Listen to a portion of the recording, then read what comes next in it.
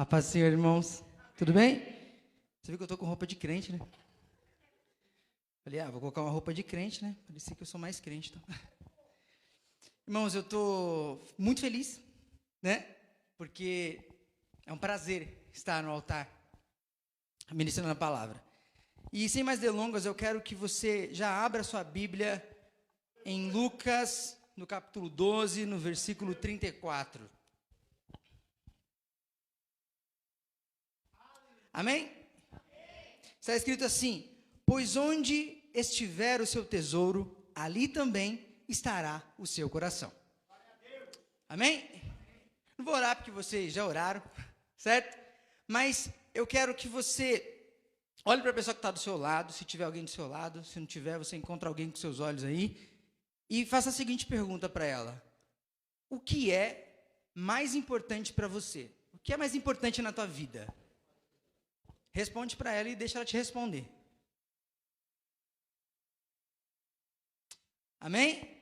Glória a Deus, acho que ela te respondeu, né? Recentemente a Sheila esteve aqui, né? E ela fez essa pergunta quando ela fez o teste, né? O que é a coisa mais importante que você não consegue viver sem? E quando eu fui responder a pergunta, Deus perguntou no meu íntimo: o que é mais importante para você? E sabe, na hora que você já tinha escrito o F de família, aí Deus falou: o que é mais importante? Aí eu falei: tinha escrito um F aqui, mas foi nada não, Deus, escrito, certo? Né? F de Deus. Agora, né, o contexto desse versículo, Jesus, ele estava falando acerca das preocupações da vida, né? É o texto que ele fala, olha os lírios dos campos e tal, não se preocupe com isso, tal, porque Deus faz tudo pela sua criação. E ele fala assim: tá, mas onde que está seu tesouro? Aí você vai saber onde está teu coração. E eu te pergunto, de verdade, quem de vocês, você que ouviu a resposta, alguém respondeu para você a presença de Deus? Amém? Então, não fomos todos que respondemos, certo? E aí, é o que eu quero dizer para você hoje, porque foi o que Deus perguntou para mim no dia.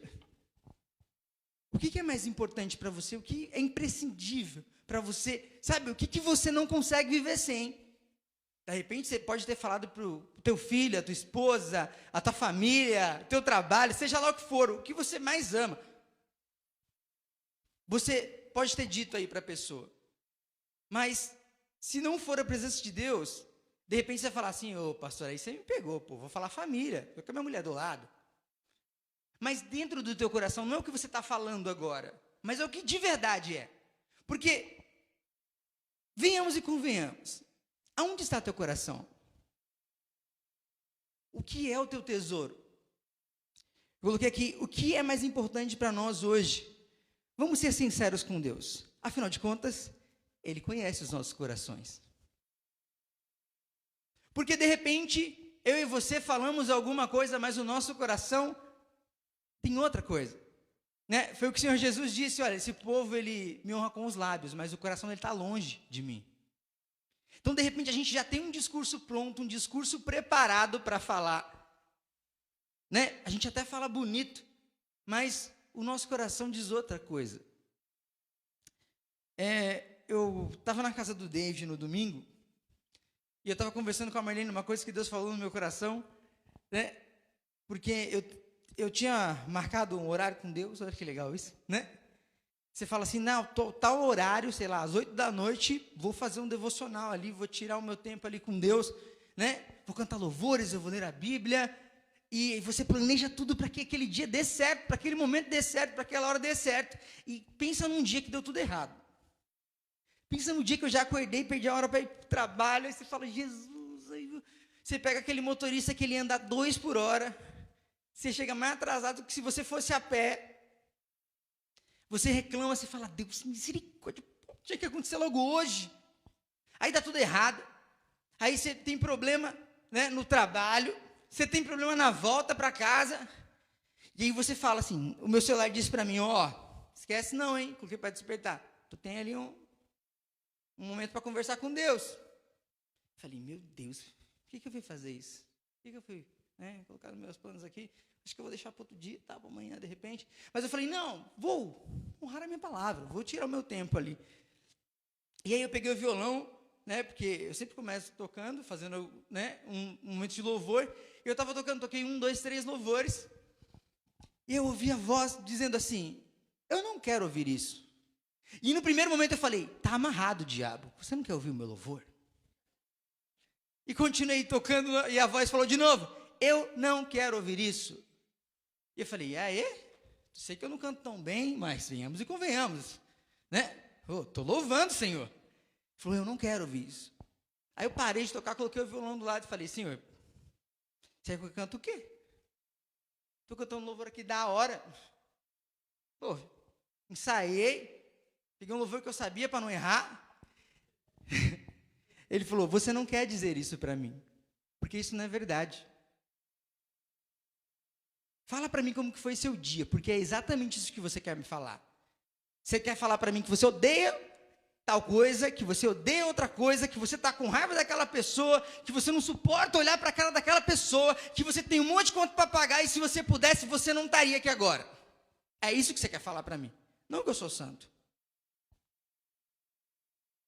Eu falei,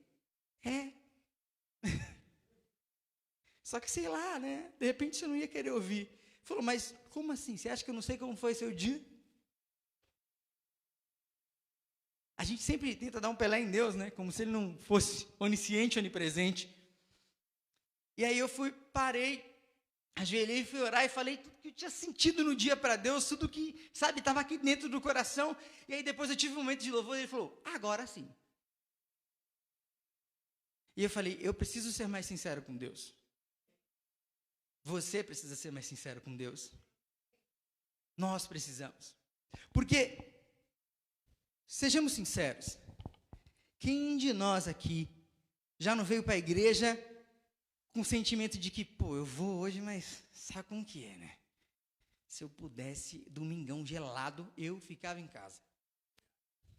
Certo? Sei lá, de repente eu vou porque eu sou pastor, ou eu vou porque, você tá ligado, eu vou chegar lá, o bispo vai mandar mensagem para mim, eu vou ter que inventar uma desculpa enorme para falar para o bispo por que eu não fui. Às vezes você faz isso também, Mas, outro dia eu mandei, isso foi muito engraçado, porque teve um dia que eu mandei mensagem para a pessoa, falei, você fez volta no culto hoje e tal. Ela falou assim para mim, desse jeito, pastor, rapaz, se eu soubesse, pastor, tô doente e tal, não sei o quê. Eu falei, poxa, sério, pastor, não sei o quê e tal. Eu falei, então beleza. E depois do culto, eu e minha esposa, nós fomos lá para casa da minha sogra no Grajaú. Tranquilamente. E aí eu vejo a pessoa no trem, com um grupo de pessoas. Eu falei, gente, a pessoa tem irmão gêmeo.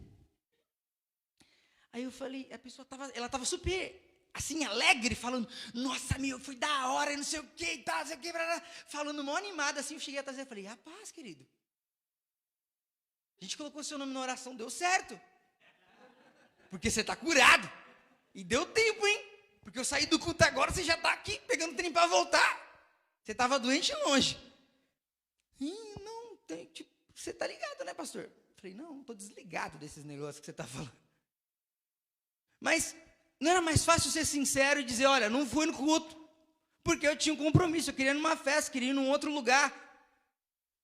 Mas a gente não consegue, ou a gente não quer, ou o diabo já entrou no nosso coração e fez a gente acreditar que a gente precisa mentir. Tu está errando 2 vezes. Primeiro porque tu não foi no culto, e segundo porque tu mentiu. Antes errasse uma só, sendo sincero. E se você não está querendo ir no culto, temos um outro problema. Porque alegrei-me quando me disseram, vamos à casa do Senhor. Se você não está se alegrando, temos um problema sério para resolver. Então, a gente está num período, até quando estava na pandemia, o bispo até fala sempre disso, a gente entendia. Está na pandemia, de repente o cara não quer vir no culto, e não sei, porque está com medo, não sei o que lá, mas essa semana eu tomei a 4ª dose da vacina, Jesus Cristo. Que Covid é esse que não ia nem ter vacina, porque eu ia virar um jacaré, certo? E eu tomei 4 vacinas e continuo sendo um ser humano. Então, o que eu digo, talvez, de repente eu começo a dançar um El Chan aqui, viro um jacaré. Mas, o que você vai dizer para mim, Cara, a Covid não te matou fisicamente, mas de repente você usou ela como desculpa para morrer espiritualmente e não comparecer na casa de Deus. E aí você vai usar a Covid como desculpa até quando? Aí quando não for a Covid, vai ser a varíola do macaco, que não sei o quê, vai ser uma outra coisa que você vai ficar buscando para não estar 100% na casa de Deus, porque você não quer ser sincero. Eu não estou falando para você ir para o mundo, eu estou falando que você tem que ser sincero. Chegar na igreja e falar, bispo, eu estou acabado espiritualmente, me ajuda. Pastor, eu estou acabado espiritualmente, eu estou com problema nisso, naquilo, e eu preciso corrigir essas coisas. Porque, não, uma coisa que é muito complicada é que às vezes a pessoa fala para você que está com problema numa área.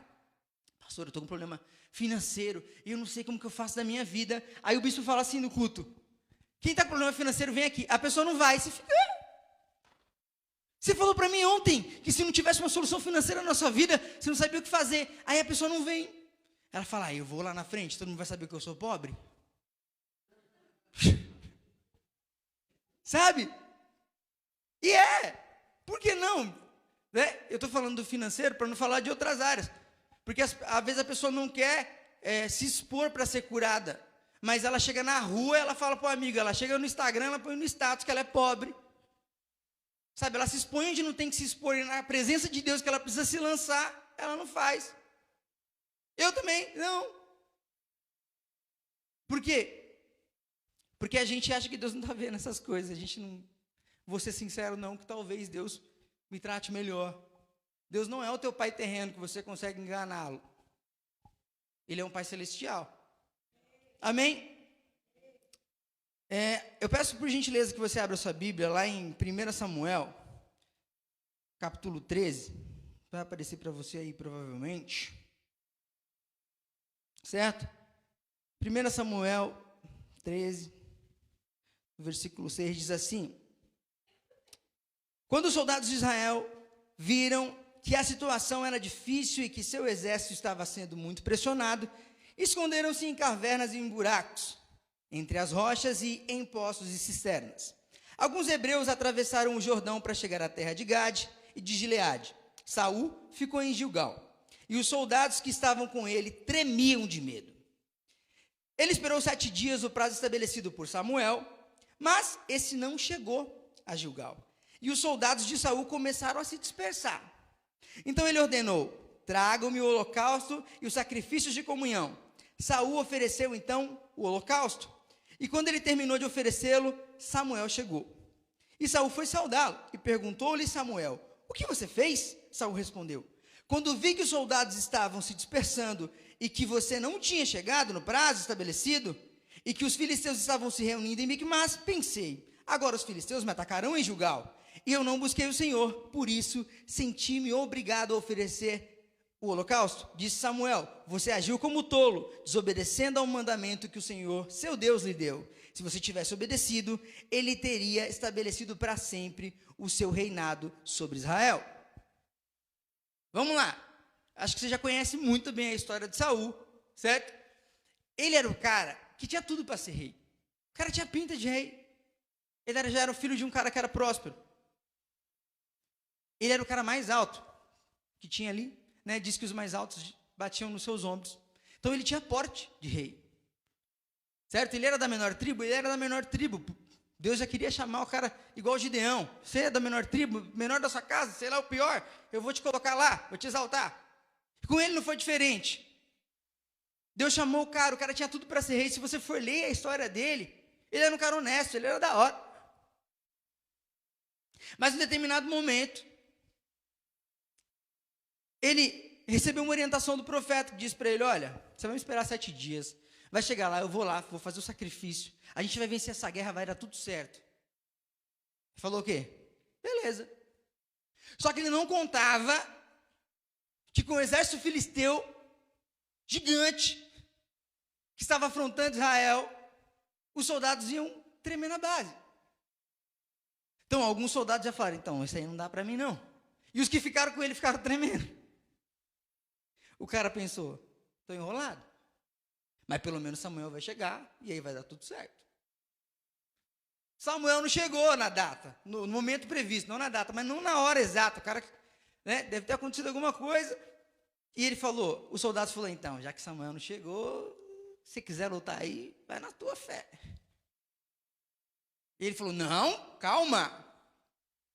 Não criamos pânico, né? Ou não criamos pânico? Eu vou oferecer o sacrifício e vai dar tudo certo. Samuel vai chegar, eu troco uma ideia com ele, dá tudo tranquilo e a gente vai lá. Foi isso que Deus falou? Não. Deus não mandou fazer isso, ele não tinha autoridade para fazer aquilo. Mas ele fez.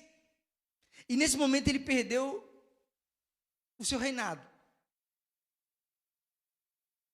Aí eu te pergunto, né? Eu coloquei algumas coisas aqui que disse assim: Saul estava muito mais preocupado com a reação dos soldados do que com aquilo que tinha sido dito através do profeta.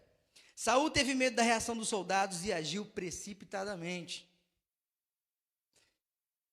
Quantas vezes você já recebeu uma palavra de Deus vinda do altar que disse: você vai viver tal coisa dentro de tal período de tempo? E aí você não vive, você começa a agir pelas suas próprias forças. Na maioria das vezes, a gente faz aquilo que é contrário. Porque a gente não tem paciência de fazer o que veio através do profeta. Pode ser através do bispo, através de um pastor que orou por você, que ministrou a tua vida. E aí as pessoas que estão ao nosso redor perguntam: e aí? E aí? E aí? Como é que vai fazer? Aí você fala: não, vou agir, de certa forma, eu também tenho conhecimento.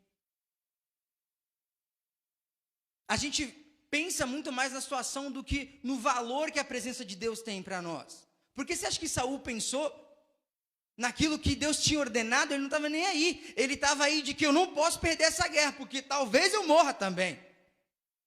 Se eu for morrer, vai morrer todo mundo junto. Não vou morrer, não. Pelo menos vai um monte de soldado, eu não vou ficar sozinho. Ele não pensou que Deus poderia libertar ele, usar a vida dele para libertar Israel sozinho. Deus poderia fazer. Só que a gente não pensa nessas coisas. A gente fala: não, mas chegou o prazo determinado. Se tem uma pessoa que pode falar para vocês sobre agir precipitadamente, sou eu. A minha precipitação tem 3 anos e meio e chama Henrique. O bispo tinha profetizado sobre a minha vida, e ele falou assim: olha, dentro de um período de tempo, né, mais ou menos 1 ano, ele falou para mim: dentro de 1 ano, ó, Deus vai reconstruir sua vida, tal, amorosa, tal, fique em paz. Deus vai trazer uma pessoa, colocar na tua vida. Eu falei: amém, glória a Deus, Deus trouxe a pessoa. Conheci a pessoa, mas aí eu me precipitei. Certo? Poderia ter dado muito mais certo. E dá certo, mas poderia dar mais. Certo? Porque a gente agiu precipitadamente. Pô, sei lá, né? Esperar. Se tem uma coisa ruim e difícil para você falar para um crente, é para ele esperar. Fala para ele subir um monte 10 vezes, ele sobe tranquilo. Fala para ele andar 10 km de joelho, ele anda. Agora falar para esperar. A gente fala: mas esperar, quanto tempo? Não, e o pior de tudo, o profeta deu tempo estabelecido para o cara. 7 dias. Amigo, até meia-noite é dia. É sério que se passasse um dia, no 8º dia, ele começasse a duvidar, beleza.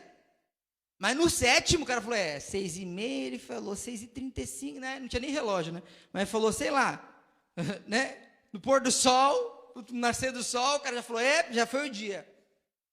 E não a gente não consegue esperar a vontade de Deus sobre nossas vidas, porque a gente não valoriza a presença, porque a gente não tem o contato suficiente com Ele. Então a gente começa a agir da forma que nós achamos certo, segundo o que as pessoas dizem para a gente. Eu coloquei aqui: sacrificamos a presença de Deus por coisas banais e a colocamos em segundo plano. Quantas vezes eu e você já colocamos Deus em segundo plano? Vou fazer tal coisa, depois eu vejo que dia que eu vou na igreja.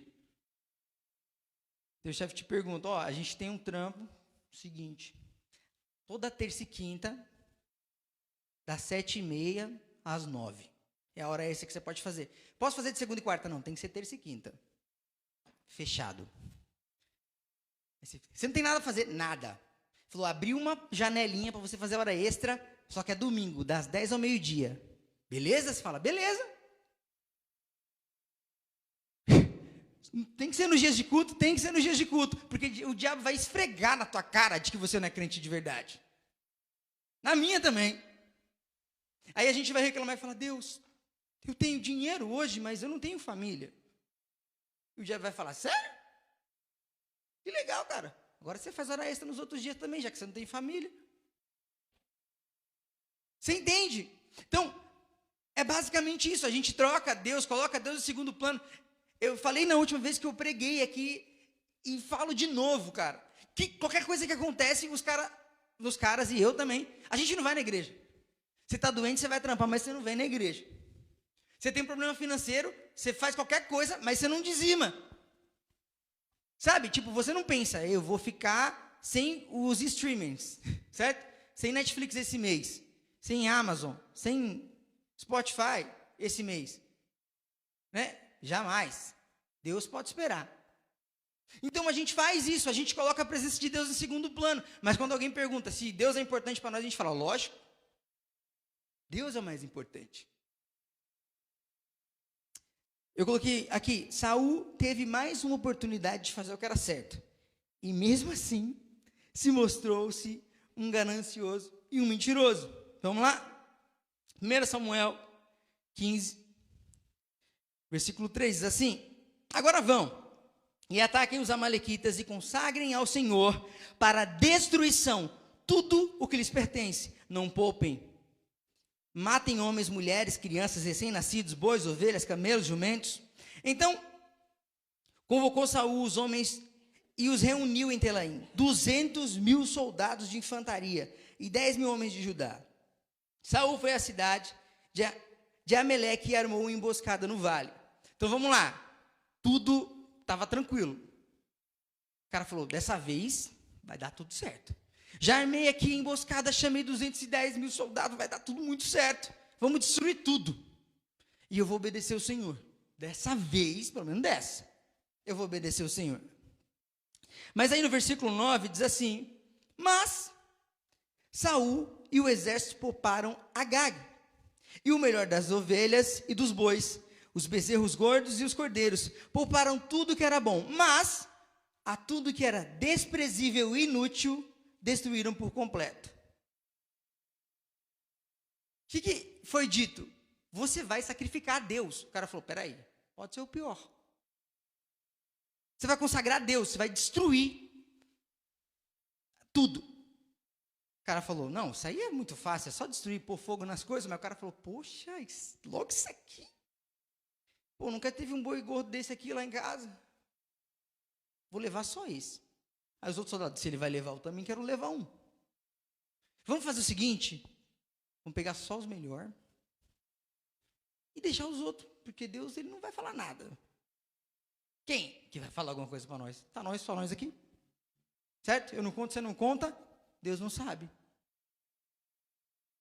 Eu pus aqui o seguinte, Deus pediu para destruir tudo. E nós, como Saul, fazemos o mesmo. Ao invés de largarmos a vida de pecado por completo, guardamos algumas coisas conosco. Algumas coisas a gente guarda. Né? O famoso pecado de estimação, que o pessoal fala. O cara fala, pastor, eu consegui parar de usar droga, eu parei de traficar, parei disso, daquilo, porém, eu não consigo parar de fumar, pastor. Por que você não consegue? Pelo que eu sei, o cigarro ele não vai até a sua boca, se acende e te obriga a fumá-lo. Então você consegue, só não comprar.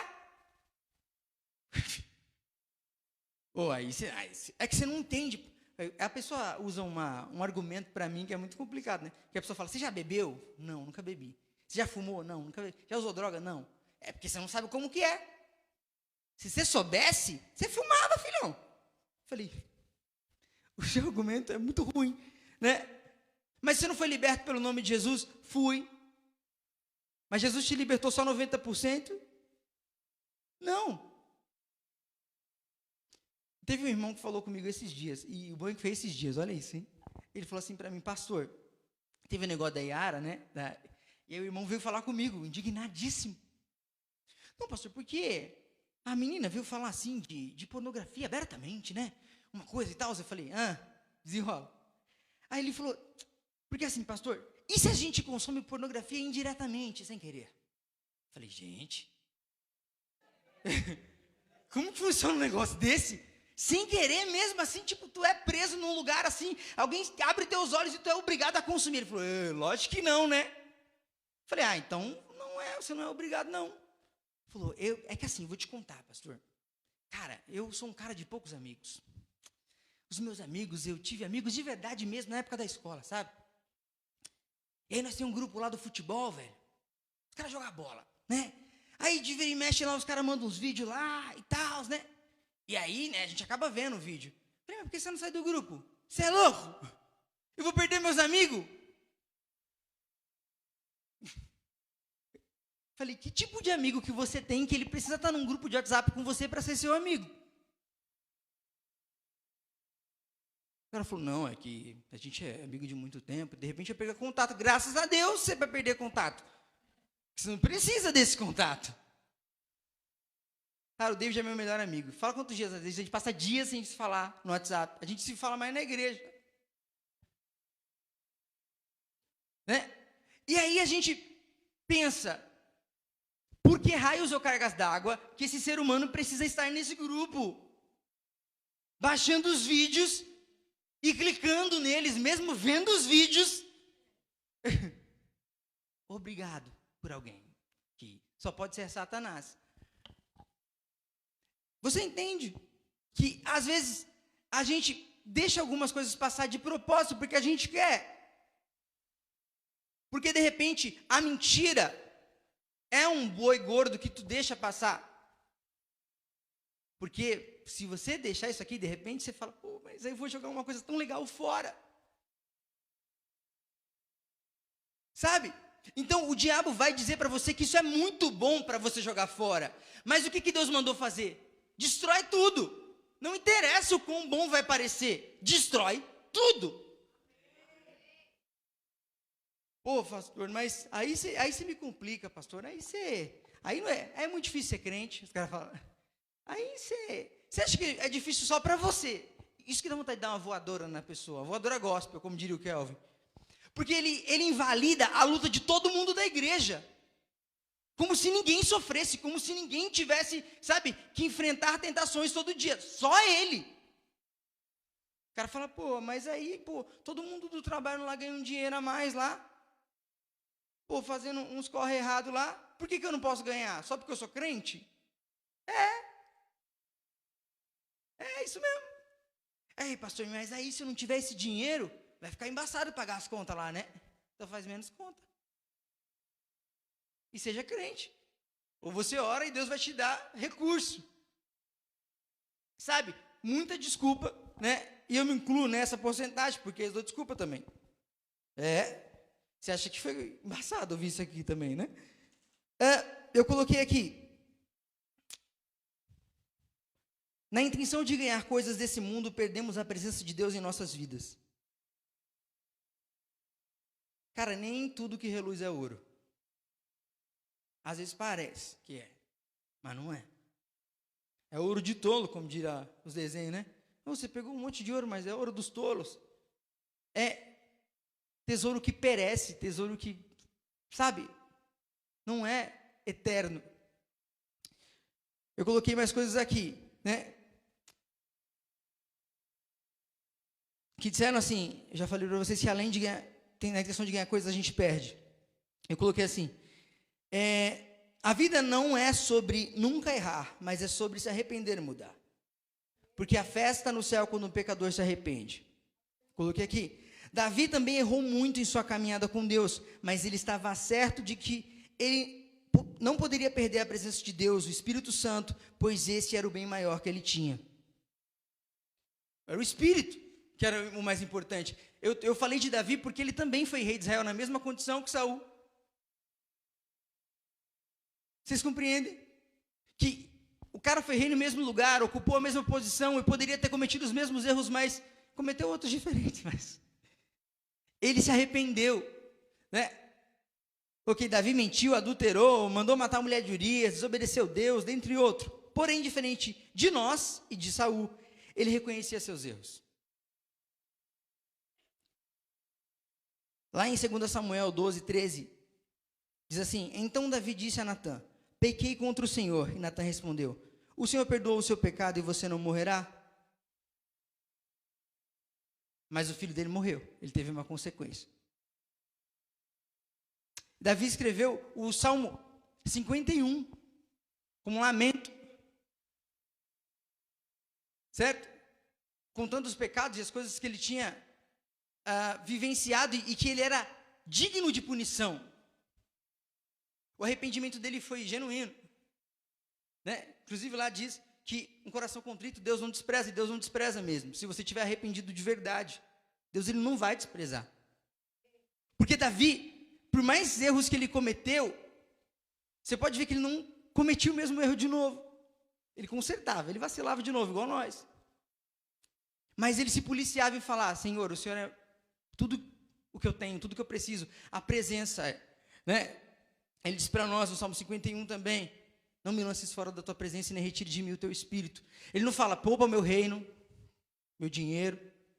Não, fala: não me lances fora da tua presença. É isso que eu não quero. Você pode fazer o que quiser com o reino. Quer me tirar de rei? Quer colocar eu para ser mendigo Israel? Beleza. Só não quero ficar longe da tua presença. É só isso que eu não quero. Né? Ele diz isso no versículo 11. E em Mateus 19, 29 diz assim: e todos os que tiverem deixado casas, irmãos, irmãs, pai, mãe, filhos ou campos por minha causa, receberão 100 vezes mais e herdarão a vida eterna. Não é sobre abandonar, presta atenção. Aquele que deixar, sabe quando você deixa? Você deixou esse copo aqui? Você deixou o copo. Você não abandonou o copo. Então, se você deixar a tua família de vez em quando, se você deixar as coisas que você gosta de vez em quando, sabe? Deixar. Não abandonar a tua família, teus irmãos, teus amigos, mas deixar. Porque vai ter o tempo certo de você viver tudo que você precisa viver com eles. A presença de Deus é mais importante. Tem que ser o mais importante, porque se não for, vai dar ruim. Certo? Eu coloquei hashtags muito legais assim, e diz assim: a presença de Deus é mais importante, hashtag, certo? E a segunda hashtag é maior que a primeira, que diz assim, é muito grande a outra hashtag, diz assim: a presença de Deus te garante presença no reino eterno.